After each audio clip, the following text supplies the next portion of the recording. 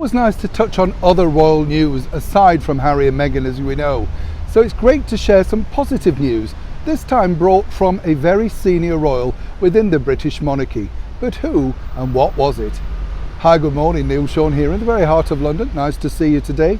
It's interesting, isn't it, when I often start these videos, I often think, what can I talk to you about, because my day's so busy.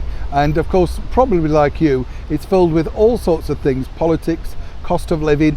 Those are the things that I'm reporting for and about around the world on other channels. So it's nice to have some lightheartedness at times, I tell you what I couldn't believe, and I just found this incredible. I don't know about you, but it's 60 years since whatever happened to Baby Jane, with of course the legendary actresses Bette Davis and Joan Crawford, was released. What a great film that was. I've got to tell you, by the way, I met Bette Davis very briefly outside a theatre way back when she was promoting her tell-all autobiography, This and That, which she openly admitted she couldn't be bothered to write herself. She just dictated to. What a star, what a legend. Of course, very frail at that time, but still as sharp as ever.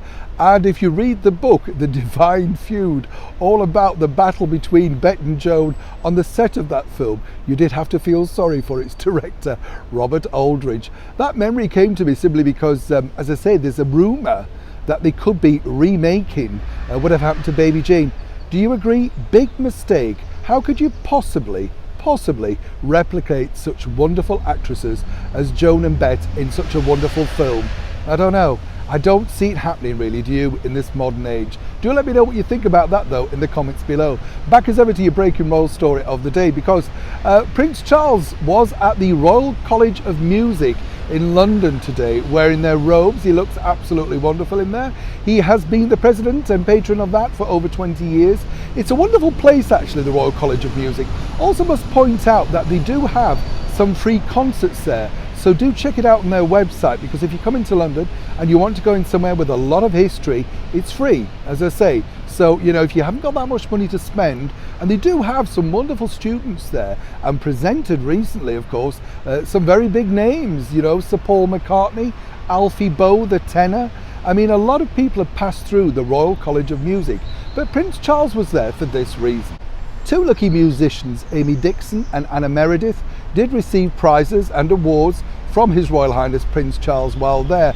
As I say, he's been an active supporter of the Royal College of Music. And I just really wanted to highlight this story because, against all the battles that are going on within the British monarchy, isn't it nice to know that it is business as usual? And let's not forget, Prince Charles is 73. As he often says himself, no spring chicken, but working as hard as ever, making sure that he keeps up with his charities and, of course, giving his time to the people that matter to him. Truly, they do deserve a lot of our support, whatever people think, because Charles and Camilla, particularly in the last 18 months, have taken on so much more in a period in their 70s when one might say they should simply slow down. But of course, with our gracious Majesty the Queen still working at 96 and at the helm of her own empire, how could you possibly say, by the way, Mum, I fancy a day off? It's not happening, is it? Neil Sean in the very heart of London.